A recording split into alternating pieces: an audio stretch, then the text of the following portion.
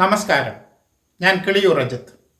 കിളിയൂർ ടാക്കീസിലേക്ക് എല്ലാ പ്രേക്ഷകർക്കും സ്വാഗതം. ദേശചരിത്രം എന്ന പങ്ക്തിയിൽ ഇന്ന് ഞാൻ അവതരിപ്പിക്കുന്നത് പേയാട് എന്ന പ്രദേശത്തെക്കുറിച്ചാണ്. തിരുവനന്തപുരം ജില്ലയിൽ കാട്ടാക്കട താലൂക്കിൽ പേയാട് എന്ന പ്രദേശം സ്ഥിതി ചെയ്യുന്നു. വിളപ്പിൽ പഞ്ചായത്തിൻ്റെ ആസ്ഥാനം കൂടെയാണ് പേയാട്. പേയാടിൻ്റെ പൂർവനാമം പേയാട്ട് കാവ് എന്നായിരുന്നു. ഇനി പേയാട് എന്ന സ്ഥലനാമം എങ്ങനെ സിദ്ധിച്ചു എന്ന് പരിശോധിക്കാം. തമിഴിൽ ശ്രീ പരമേശ്വരന് പേയൻ എന്നും പിച്ചൽ എന്നും പര്യായമുണ്ട്. പേയാട് എന്ന സ്ഥലനാമത്തിന്റെ ഉൽപ്പത്തി ശൈവാംശ ദൈവത്തിൽ നിന്നാണെന്ന് ഒരു വിശ്വാസം ചിലർ പുലർത്തുന്നുണ്ട്. ശ്രീ ഉജ്ജയിനി മഹാകാളി അമ്മൻ കോവിലാണ് പേയാട് എന്ന സ്ഥലനാമത്തിന് ആധാരം എന്നാണ് ഇവരുടെ വാദം. കൊട്ടാരത്തിനാവശ്യമായ എണ്ണയാട്ടി നൽകുന്നതിനായി തമിഴ്നാട്ടിൽ നിന്ന് കൊണ്ടുവന്ന് പാർപ്പിച്ച വാണിക വൈശ്യരാണ് ഇവിടെ ക്ഷേത്രം സ്ഥാപിച്ചത്. ക്ഷേത്രത്തിന് ഏതാണ്ട് 150 വർഷത്തെ പഴക്കമുണ്ടെന്നാണ് പറയപ്പെടുന്നത്. എന്നാൽ അതിനും എത്രയോ മുമ്പ് തന്നെ പേയാട്ടുകാവ് എന്ന സ്ഥലനാമം നിലനിന്നിരുന്നു.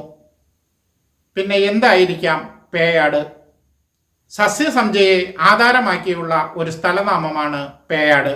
തെക്കൻ നാട്ടിലെ കാവുകളിലും മറ്റും യഥേഷ്ടം കാണുന്ന പേയോടൽ എന്ന വള്ളിച്ചെടിയാണ് പേയാട് എന്ന സ്ഥലനാമം സമ്മാനിച്ചത്. ഊളയെന്നും ഓടലെന്നും ഈ വള്ളിച്ചെടിക്ക് പേരുണ്ട്. നല്ല ബലവും വലിപ്പവുമുള്ള വള്ളി എന്നതാണ് ഇതിൻ്റെ പ്രത്യേകത. ഒരുപക്ഷെ പേയാട്ടുകാവിൻ്റെ പ്രത്യേകതയും ഈ വള്ളിച്ചെടിയായിരുന്നിരിക്കാം.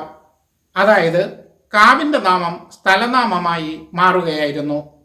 കാലം കഴിഞ്ഞപ്പോൾ കാവഴിഞ്ഞു, പിന്നെയും കഴിഞ്ഞപ്പോൾ പേരിൽ നിന്നും കാവഴിഞ്ഞു. ഒരു കാലത്ത് പേയാട് പ്രദേശം ജനസാന്ദ്രത തീരെ കുറഞ്ഞ പ്രദേശമായിരുന്നു. കാടും ചതുപ്പ് നിറഞ്ഞ പ്രദേശം. തച്ചോട്ടുകാവിനും കുണ്ടമൺകടവിനും ഇടയിലായി 4 കാവുകൾ ഉണ്ടായിരുന്നു. 200 വർഷം മുമ്പ് പോലും വിരലിൽ എണ്ണാവുന്ന താമസക്കാര് ഈ പ്രദേശത്ത് ഉണ്ടായിരുന്നുള്ളൂ. കുണ്ടമൺകടവിൽ നിന്നും പേയാട് ചൊവ്വല്ലൂർ വഴി ആരനാട്ടേക്കും പേയാട് നിന്ന് മറുകിൽ വഴി മച്ചേലിലേക്കും വില്ലുവണ്ടി പാതകൾ ഉണ്ടായിരുന്നു. കരഭൂമികൾ മിക്കതും കുറ്റിക്കാടുകളായിരുന്നു. എന്നാൽ ഏലാകളിൽ വിപുലമായി നെൽകൃഷി ഉണ്ടായിരുന്നു. 1898 കരമനയാറിന് കുറുകെ കുണ്ടമൺകടവിൽ പാലം നിർമ്മിച്ചതോടെയാണ് ഈ മേഖലയിൽ യാത്രാ സൗകര്യം മെച്ചപ്പെട്ടത്. അതോടെ ഇവിടം ഒരു ജനവാസ സങ്കേതമായി മാറി. ഒരു കാലത്ത് പേയാട് പ്രദേശത്തും വിദ്യാഭ്യാസത്തിനാശ്രയം കുടിപ്പള്ളിക്കൂടങ്ങൾ തന്നെയായിരുന്നു. പേയാട് പ്രദേശത്തെ ആദ്യ LP സ്കൂൾ 1867 സ്ഥാപിതമായി. ഇന്ന് വിളപ്പിൽ പഞ്ചായത്ത് ഓഫീസ് പ്രവർത്തിക്കുന്ന സ്ഥലത്തായിരുന്നു സ്കൂൾ സ്ഥിതി ചെയ്തിരുന്നത്. കരമനയാറിന്റെ തീരത്തുള്ള പ്രധാന ദ്രാവിഡ സങ്കേതങ്ങളിൽ ഒന്നാണ് പേയാട്. കുറവരും പാണരും പേടരും കണിയാനും നൂലിയനുമൊക്കെ പാർത്തിരുന്ന പ്രദേശം. ശൂദ്രരും നാടാരും മുസ്ലിങ്ങളുമൊക്കെ പിന്നീട് കുടിയേറിയവരാണ്. 1880 ശേഷമാണ് നാടാർ കുടിയേറ്റം ആരംഭിക്കുന്നത്. ജോസഫ് എന്ന ക്രിസ്തുമത വിശ്വാസിയായ പ്രമാണിയുടെ വില്ലുവണ്ടിപ്പുരയിലെ വിശ്വാസികളുടെ പ്രാർത്ഥനാ കൂട്ടായ്മയുടെ വികസിത രൂപമാണ് ഇന്ന് കാണുന്ന പേയാട് വിശുദ്ധ ഫ്രാൻസിസ് സേവിയർ ദേവാലയം. ആദ്യകാലത്ത് ഇവിടെ കുറച്ചുപേർ ഒത്തുകൂടി പ്രാർത്ഥന നടത്തിയിരുന്നു. വിശ്വാസികളുടെ എണ്ണം കൂടിയപ്പോൾ മിഷണറിമാർ ദിവ്യബലി അർപ്പിക്കാനെത്തി. ഫാദർ ഇമ്മാനുവേൽ വികാരിയായിരുന്നപ്പോഴാണ് വിശുദ്ധ ഫ്രാൻസിസ് സേവിയറിന്റെ നാമത്തിൽ പള്ളി പണിതത്. മതസൗഹാർദ്ദത്തിന് മാതൃകയായി ഇതിനടുത്ത് ഒരു മുസ്ലിം പള്ളിയും അധികം അകലെയല്ലാതെ പിറയിലിൽ ഒരു ഹൈന്ദവ ക്ഷേത്രവുമുണ്ട്.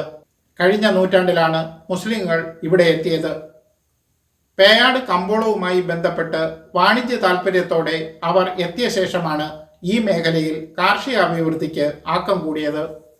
അതിനു മുമ്പ് കർഷകർ ക്രയവിക്രയത്തിന് പാളയം, ചാല, കാട്ടാക്കട ചന്തകളെയാണ് ആശ്രയിച്ചിരുന്നത്. 1912 പേയാടിന് സമീപം കുരിശുമുട്ടത്ത് സാൽവേഷൻ ആർമി ചർച്ച് പ്രവർത്തനം ആരംഭിച്ചു. കുറിഞ്ചാടിവിളയിൽ പത്രോസ് എന്ന ആളാണ് പള്ളി പണിയാൻ സ്ഥലം നൽകിയത്.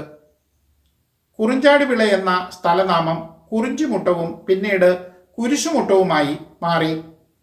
സംഘകാല തിണവ്യവസ്ഥയിൽ കുറിഞ്ചി എന്നാൽ കുന്നും മലയും അവയോട് ചേർന്ന പ്രദേശവും എന്നാണ് അർത്ഥം. അടിയന്തരാവസ്ഥ കാലത്ത് പോലീസിന്റെ കണ്ണ് വെട്ടിച്ച് ഒളിവിൽ പാർക്കാൻ കമ്മ്യൂണിസ്റ്റ് നേതാവും മുൻ മുഖ്യമന്ത്രിയുമായ EK നായനാർ തെരഞ്ഞെടുത്ത സ്ഥലങ്ങളിലൊന്നും പേയാടായിരുന്നു. കാട്ടാക്കട സ്കൂളിലെ അധ്യാപകനായ പിറയിൽ സ്വദേശി ജോൺ ശാസ്ത്രിയുടെ വീട്ടിൽ അദ്ദേഹം 5 നാൾ ഒളിവിൽ പാർത്തു. അക്കാലത്ത് SFIയുടെ സംസ്ഥാന സെക്രട്ടേറിയറ്റ് യോഗവും ഈ വീട്ടിൽ ചേരുകയുണ്ടായി. മറ്റൊരു ദേശചരിത്രവുമായി വീണ്ടും കാണാം. നന്ദി, നമസ്കാരം.